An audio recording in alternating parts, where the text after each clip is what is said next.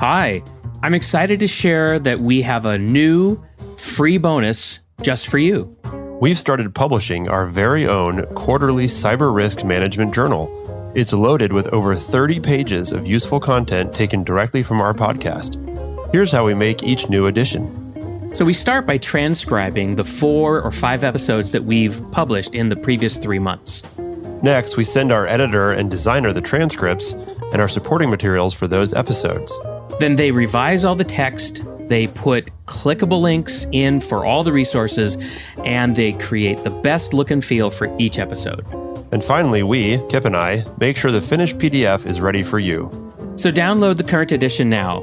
All you have to do is go to b.link/CRMJ, that's the letter B, .link/CRMJ. And if you like it, share it with your friends and encourage them to subscribe to the Cyber Risk Management Podcast. Now, on with the show.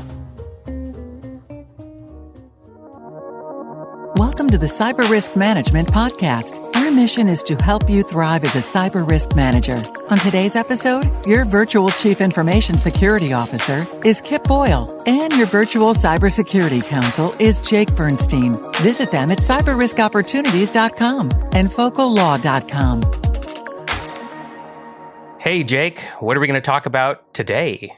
Good morning, Kip. Today, we're going to discuss apparently I'm having a hard time getting going, but we're going to discuss the denial of class certification in a data breach case and what that means for cybersecurity professionals who are trying to create defensibly reasonable cybersecurity programs. So, all right. Yes, good. And I will state clearly that, yes, this is one of those legal episodes, but I think it's a really important one for a couple of reasons. First, and Kip will talk about this, but as you know from personal experience, class certification is a crucial point for class action lawsuits. And it's really the make or break moment for any kind of data breach class action. And if a case fails on class certification, what that really means is that you're not going to have the numbers to justify keeping the case going.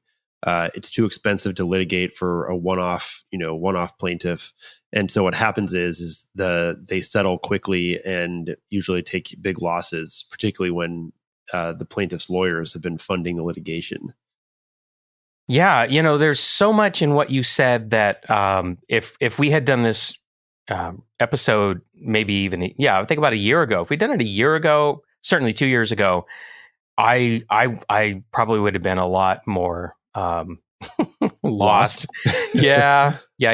But what happened over the last year and a half is I served as an expert witness in a case, and it was just what you described. So there was a data breach, and it concerned protected health information.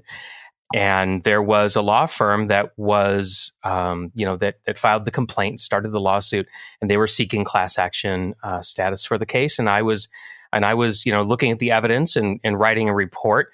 And we worked on it for, it was a year. Yeah, just over a year. I worked on this, and many hours each month, and it all ended rather whimperingly. with a settlement, and I found out that the law firm had spent far more money pursuing the case than they settled for, and so as an expert, I'm not really bothered by the way that the case turned out, because it's not my job to have to be rooting for one side or the other. But as a cybersecurity professional, I just found it fascinating, sobering, and quizzical. Like I just had this big question mark over my head. I'm just like, well, what about the patients? What about their data? It was, it's crazy. And so I love the idea that we're going to dig into this a little bit, because expert witnessing aside, I just think that this is something that cybersecurity professionals and cyber risk managers should know more about. Exactly. And that was my feeling as well. And I think, the goal here isn't to turn cyber risk managers into class action experts. And let me rephrase that. into experts on class action law. By all means, if you have the opportunity to serve as an expert witness, you should do so. You'll learn a lot, right, Kip? Yeah, for sure. You will learn an awful lot about how these lawsuits actually proceed, and to be clear, expert witnesses are paid a very good rate for their services. So, there's certainly that, and I think you don't ever have to do it again if you don't like it. That's true. And I think the very interesting thing is I think you'll be challenged to think about cyber risk in ways that you probably don't normally think about it. And I think that is also valuable. Yeah. Well, let's keep going with the episode here. So could you please tell our audience, and I'm going to do this to you several times, I suspect, in the episode today, where I'm going to ask you, could you clarify this term or that term? And let's start by the term class certification, because I got to admit, I'm still a little bit fuzzy on class certification. Sure. So class certification is a civil procedure rule. It's a process by which the individual representative plaintiffs, in other words, the people who are individually named, are. So if there's 25 people whose data gets breached, it's 25 people. So that would 25 plaintiffs. Sort of. It's actually more like, let's say that 50,000 people are part of a breach, but you and me are the ones who actually sue. So we're the so it'll be Boyle and Bernstein, which actually sounds like a law firm. I'm not going to law school. No, it would be Boyle and Bernstein versus data breach victim, and we would be the individually named plaintiffs. Yeah. Now, what we want to do is we want to be able to represent the whole class, all 50,000 people. And that is what class certification is for. It's to allow you and I to represent the entire class of injured people. And it's really this that is what really makes a class action different from a typical lawsuit. Well, as somebody who studied computer science in school, I can't help but to notice that a class, and I hope I'm remembering this right because I haven't done it in a long time, but an object-oriented program, you have classes also. and it defines a group, right? Yep. And so it's kind of interesting, the intersection there. Sorry. Keep going, please. So, much like object-oriented programming, there's a lot of really technical civil procedure involving, or surrounding and dealing with class actions. And I have to admit, this is one of the areas of law that I haven't done a lot in. So I'm not an expert, though I'm more than passingly familiar, having been involved in some of these cases over the years. So let's kind of dig in here and say that this is all based on the federal rules of civil procedure. There are state versions, most of which are just direct copies of the federal rules. And basically, certification is going to require that the class action certify 4 prerequisites in Rule 23A, and then one of 3 different scenarios, at least one of 3 different scenarios from Rule 23B. And, I'm going to use those numbers because it's difficult to discuss this without referring to them. Yeah, and a little shorthand would help, right? Yeah, exactly. Okay, so there's 2 rules. Let me just recap: 23A and 23B, and these are the rules that judges are using, right, to determine whether it's class or not. Is that right? Yes. Yeah. Basically, okay. Rule 23. So yeah, that's right. And it'll help if we just kind of dig into this. So let's do it. And good thing it's a podcast, everybody, because you can always pause and rewind. That's right. Okay. So first, 23A. These are the 4 absolute requirements. They are. If you don't have any one of these, then you don't get to be a class. Or to phrase that differently, you must have all 4. And these are the kind of bar exam style class action components, and they are numerosity, commonality, typicality, and adequacy of representation. So I'm in law school already. Now, those are some awesome, jargony words there, but they're actually not that. They're not difficult to understand when you kind of take a moment. So first, numerosity is actually really simple. The class simply has to be so numerous that joinder, which is just the idea of bringing different people into the lawsuit, is effectively impossible. So what numerosity means is there have to be a lot of people. Which is why I said if we had 25 plaintiffs, and you corrected me earlier and said, no, more like 50,000. That's right. 25. I mean, you could easily bring a normal lawsuit with 25 plaintiffs. Like it would be slightly annoying, but not really. Like that's no big deal. 50,000 on the other hand, that's in class action for sure. And just to skip ahead, there were about 16,000 people involved in the case that we're going to be discussing, and that met numerosity just fine. So that's the first one. Commonality. This one's also pretty logical. The claims presented must have common questions of law or fact, so that if we determine or answer these questions, that will pretty much resolve the issue for all class members. And this makes sense, very right? Straightforward. Yeah, it's very straightforward. And it's logical, right? How can you have a class action if everyone's got different issues? Like that doesn't and as the non-lawyer in the room, I get it. I'll just say I get it. Yep. Makes sense. Now, typicality, I think it gets a little confusing here between commonality and typicality, but typicality just means that the claims or defenses of the representative parties, which means you and me, are typical of the claims or defenses of the class. So it's related to commonality, but what this is saying is the named plaintiffs. So going back to our example, if you and I are trying to represent a 50,000 person class, in order to meet typicality, our claims have to be typical of everybody. So also if you think about it, pretty logical, because if you want to be a class representative, you probably need to have the same basic issues to deal with. Right. So, yeah. And in object-oriented programming, a class is a set of the same thing, right? Highly common identical objects, and that have the same parameters, and and they're just like clones of each other. Exactly. So again, that one makes sense. And typicality is usually typicality is really a question of the suitability of the named plaintiff, and that's rarely at issue, to be honest.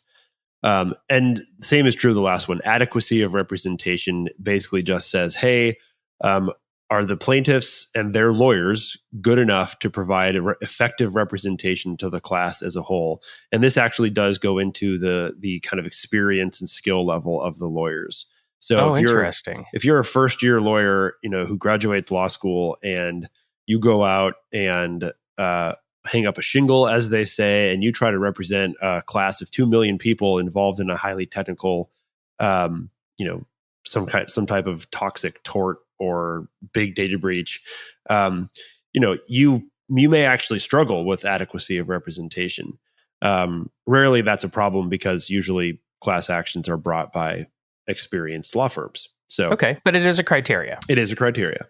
So now many cases are won or lost on these 4 issues, but even if you meet all of them, you still have to meet one of the 3 23B scenarios. And we're not going to go through those because they're a bit longer, but suffice to say, 2 of them are important. 23B3 is the class that seeks monetary damages. You care about this, right? Because the whole point of bringing a class action is to kind of make them pay, aggregate the damage. Yes, aggregate the damages so that it's worth bringing the case. Okay. And 23B3 requires predominance and superiority, which I'll talk about in a moment. And then 23B2 is injunctive relief. That's where you get to say, hey, you have to do this or not do this. And this one is pretty straightforward. It requires that the defendant acted or refused to act on grounds that apply generally to the class. So even though all of this sounds really complicated, it all boils down to, fairly logical questions of commonality and making sure that this class is meaningful enough that we can go ahead and basically take a shortcut. Because here's, you may be thinking, couldn't you just litigate this case 50,000 times? You could. You totally could, right? Like there's nothing stopping you from doing that. The problem is it's very, very inefficient. Okay. Yeah. And that makes sense. Okay, so just to kind of summarize, so in order to become certified as a class, a case has criteria that it needs to meet, and there's 2 rules, and one of the rules, the 23A rule, has 4 things that all have to be satisfied, and then there's a 23B rule that we touched on a little bit. Yeah. And there's more rules. I mean, this is a simplified version of it, but it's sufficient for this discussion. Okay. How about if we move forward? Because if anybody wants to get more clarity on these terms, just again, go just listen again. Because I think, Jake, you've done a good job of putting some clarity in here. And the reason why we're doing this, by the way, dear audience, is because we're going to talk about a specific case, and these concepts that we've just covered are necessary to understand. Yeah, and they're necessary, I think, too, because quite honestly, most cyber risk managers have probably never heard these rules before. Yeah, and the simple fact is that one of the largest legal consequences of a data breach or a security failure is the class action lawsuit, and because of that, as a cyber risk manager, you should at least be familiar with these concepts so that you don't want the class action to be a black box of fear in your as you manage cyber risk. Yeah. And it's not. It doesn't need to be. Like, this is understandable.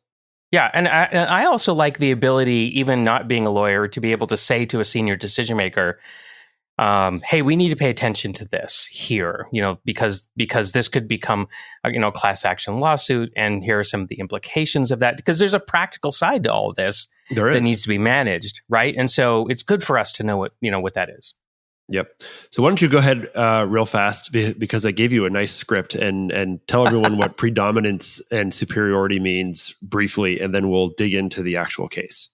Okay. So predominance occurs when questions common to the class members predominate over questions affecting individuals. And what that means is that the questions that most class members care about are more numerous or more significant to the resolution of the case than the questions specific to individual plaintiffs. Did I get that? You did. And let's go back to the Kip and Jake versus some data breach victim. Okay. So what that means is that out of those, now we're looking at the whole class, the 50,000 members of the class. Predominance is going to say, okay, what caused this data breach? We all have this. It's all the same question, right? Because more than likely, the cause of the data breach, we're all affected by the same thing, and so that's a simple example of what predominance means. Okay, and superiority is asking the question about whether a class action is the best way to litigate the case, and judges love to create multi-factor tests, right, that require balancing and weighing concepts and facts. And I think that's probably, even though we've got clear rules, I don't know that an artificial intelligence system is going to be able to make decisions, because it's squishy, right? It's very squishy. And it's, these different balancing tests, sometimes they can even be different by which state or circuit you're in. So it's, again, this is not it's not about becoming an expert in this. I do find too that computer scientists, IT folks, a lot of people who go into cybersecurity are generally those who like clear answers, right? And I think people who go to law school hoping for clear answers do have a tough time. Whereas philosophers, people who, frankly, I was a philosophy major, often do quite well, because we're kind of already preconditioned to accept that there is no answer. There is no clear answer. There's no necessarily right or wrong. You're dwelling in a gray zone all the time. Exactly. Okay. So can we talk about the actual case? Yeah. So the superiority thing, there's a bunch of factors that go into that as well, but we're not going to talk about that. So first, the case. Mcglenn versus Driveline Retail Merchandise Incorporated. This is a case about an employer who has been sued by a class of employees for the employer's loss of sensitive tax information and other data. This is a a tale as old as time, Kip. The employer got hit by a phishing attack that resulted in almost 16,000 W-2s being sent to the bad guy who had posed as the company's CFO. Not a sophisticated attack, pretty common. Yeah, very, very common. Okay, and so just unpack this a little bit more. So the plaintiff, and that's Mcglenn, right? Okay, so the plaintiff, Mcglenn, alleged that the employer's actions allowed the thieves to then file fraudulent tax returns, to file unemployment benefits, and to apply for other jobs using false identity because the Social Security numbers were disclosed. So the data breach resulted in a long tail of more fraud and crime.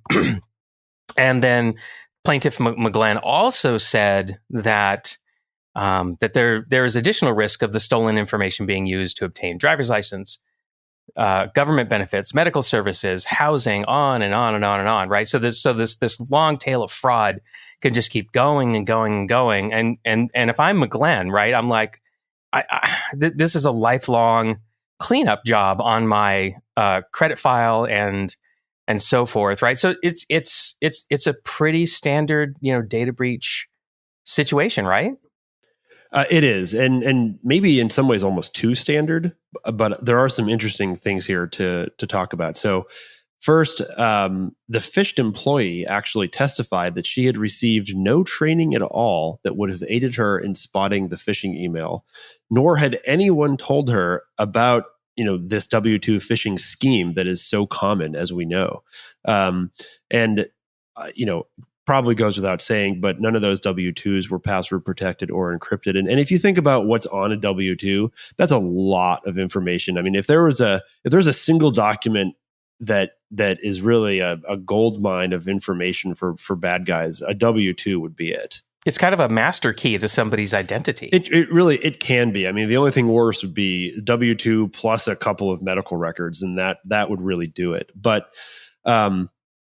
anyway, in this case, Mcglenn, the named plaintiff, her personal information was used to open a new credit card account with Capital One. So this actually happened.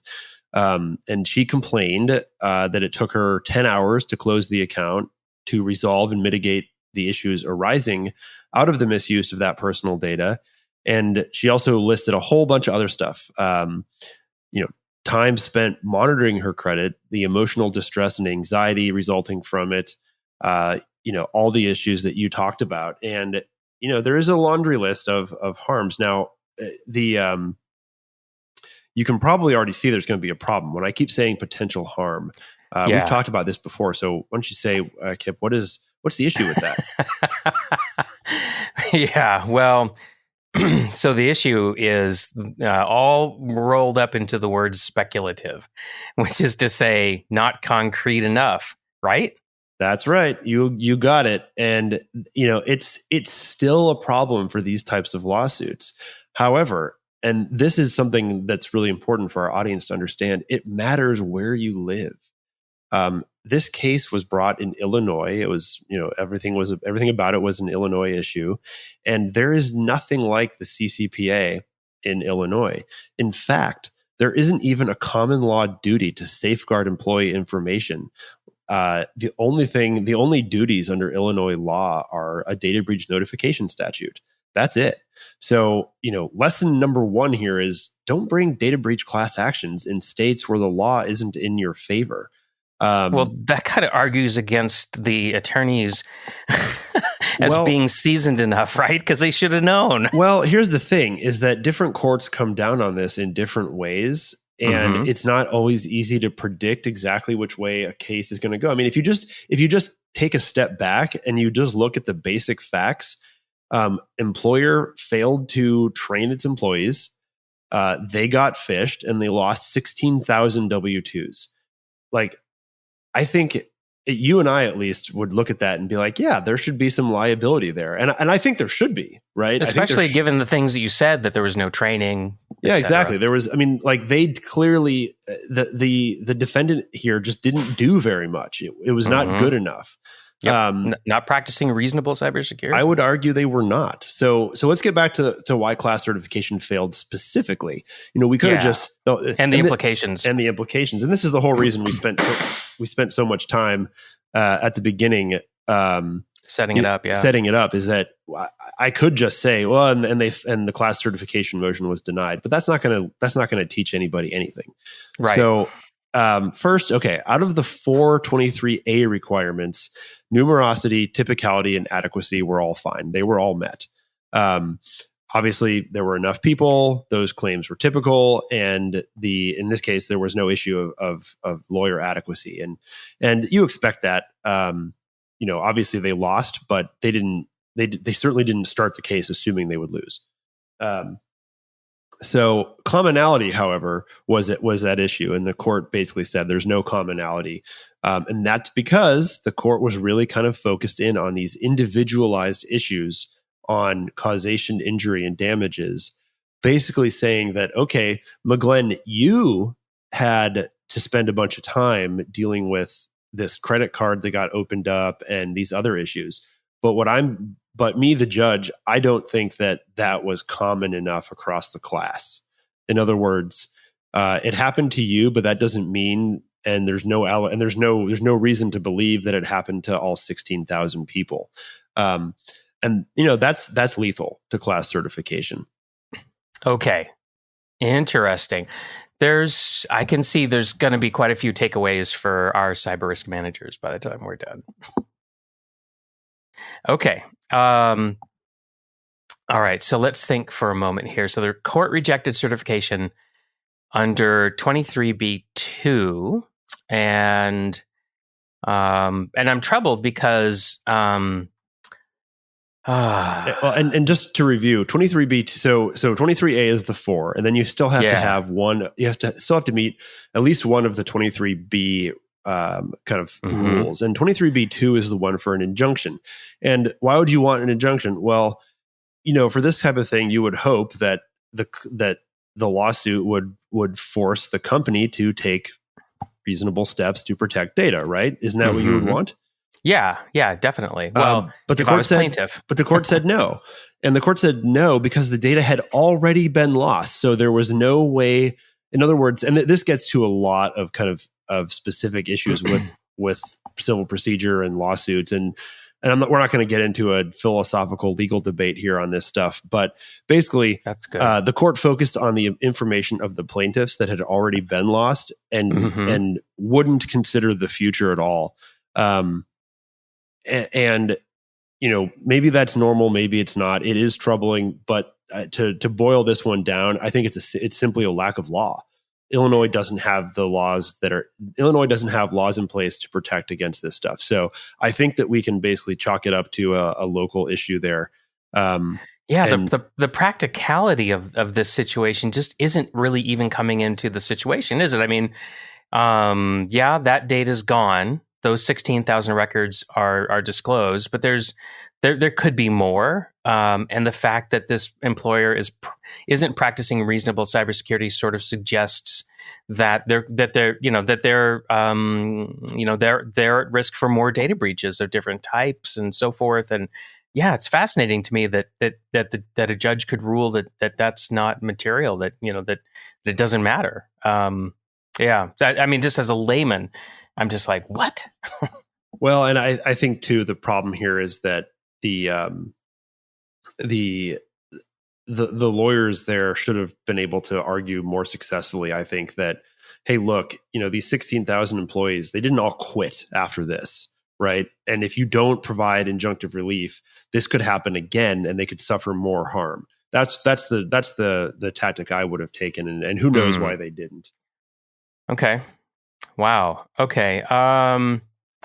So I guess one of the takeaways from this is I'll just repeat something you said, which is it really matters which state you are operating in and which state you receive a lawsuit in. Like, it really matters. And people moving out of California, maybe that's one of the things that, not people, but companies, I've been reading news stories about companies that are relocating their headquarters out of California to other states. And I don't know. I mean, maybe as a cyber risk manager, but no, but maybe as a cyber risk manager, maybe there is some advantage in having your company headquartered in a state other than California. I mean, it depends on what your thinking is. If you're a cyber risk manager and you want to manage cyber risk because that is what you do, and you want support for it, I think it's important to understand this stuff, because if you're in a state where this type of thing can happen and the class action is going to fail, you don't have that as kind of a motivating factor for the senior decision makers. And so, I think that's pretty common. And just to wrap up this discussion here, the court also rejected the plaintiff's request for class certification under Rule 23b3, which is about money damages. And that really just goes back to the commonality issue. They said, hey, the common questions of law and fact did not predominate over individual questions. Which of course is what you'd expect if there's no commonality. So, I think this is an interesting issue for cyber risk managers to at least hear about, because once you kind of demystify the class action, it allows you to look at the facts and realize where do we need to, what makes us vulnerable to class actions and how do we defend against that?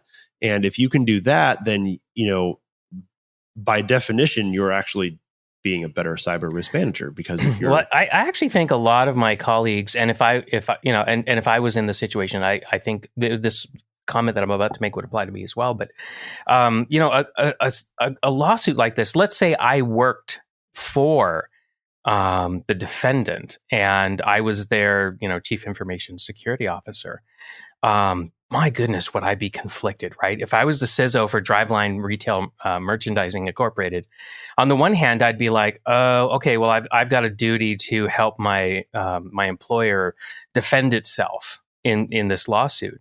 But then on the other hand, I would be thinking to myself, oh, but the ethics of this, right? I mean, just as a cyber risk manager, as a cybersecurity professional, possibly as a CISSP holder who has made an oath to behave ethically, I might feel conflicted because I might think that, well, my employer didn't do what they were supposed to do. Well, like I have records showing that I told them that we should train people and they decided not to do it. Yep. And that's a really interesting point. We could probably spend an entire future episode talking about that. It comes up a lot. It comes up a lot when you discuss the so-called professionalization of cybersecurity. There's like being a lawyer. With great power comes great responsibility, but also rules. Isn't that Spider-Man? I think it is. I could also say phenomenal cosmic power, but itty bitty living space if we want Aladdin. But my point is that when you become an officer of the court, you take an oath, and though that gives you certain powers and abilities and authority that non-lawyers don't have, it also comes with constraints and rules in your freedom of action, right? You can't do certain things. You've got the ethical rules or depending on what state you're in. In Washington, they're the rules of professional conduct. Sorry. That's not right. Rules of professional responsibility. I'm blanking on it. RPC, right? Yeah, RPC. It is rules of professional conduct. They have different names across the country, but that's the bottom line. And the with the CISSP, one of the things that differentiates that as a certification is those ethical rules that come along with it. And so it's a really good point, actually, Kip, that what do you do if you find yourself in this situation? How do you handle it?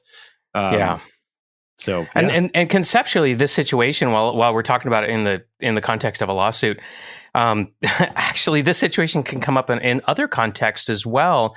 Let's say because we just in a previous episode we talked about what does it take to negotiate a data security addendum that your giant customer has put in front of you and expects you to sign. And I have felt conflicted in that situation too, because on the one hand, again, I'm like, well, I need to help my employer negotiate the best possible terms in this contract. But while I'm doing that, and I've got my digital red pen in my hand, and I'm scratching out, terms in the contract as being like this isn't reasonable for us, and blah blah blah. And I'm thinking to myself, like, man, I wish we could do that. So it could be a very conflicting experience for us, not just in the context of a lawsuit, but yeah. Well, that's why I'm glad we're doing an episode like this, to kind of put these things on the table. And you talked about the professionalization of cyber risk management and cybersecurity management. And I keep thinking about CPAs. When I think about what will our profession turn into, if we professionalize, and if there's state licensure requirements and that sort of thing, right? I think about CPAs because I think they're the closest other professional that is doctors. licensed. And doctors are a big one. Yeah, but doctors and lawyers have to go through a lot more schooling. That is true. And so I think of CPAs because they don't have to go through quite as much schooling. So I'm just trying to like come up with another profession that requires a similar amount of preparation and that sort of thing. But the thing that then the other thing I think of is like, well, hairdressers actually have more licensing requirements than we do. Well, so yeah, and you have to draw a distinction between a profession and just a licensed, a job that requires a license to do, and that's public health. But that is the point, and I do think we should have an episode on the professionalization of cyber risk management. But I think we have hit our time for this particular episode. Yeah, we really appreciate everybody hanging in there with us, and so, but we do want to bring this to a conclusion. So let's wrap it up. You've been listening to another episode of the Cyber Risk Management Podcast. And what did we do today? Well, today we discussed the denial of class action certification in a very specific data breach case. And we talked about what did it mean to cybersecurity professionals who are trying to create defensibly reasonable cybersecurity programs. And sometimes how that can feel like a very conflicting thing to do. So thanks for being with us, everybody. We'll see you next time. See you next time. Thanks for joining us today on the Cyber Risk Management Podcast. Remember that cyber risk management is a team sport, so include your senior decision makers, legal department, HR, and IT for full effectiveness. So if you want to manage cyber as the dynamic business risk it has become, we can help. Find out more by visiting us at cyberriskopportunities.com and focallaw.com. Thanks for tuning in. See you next time.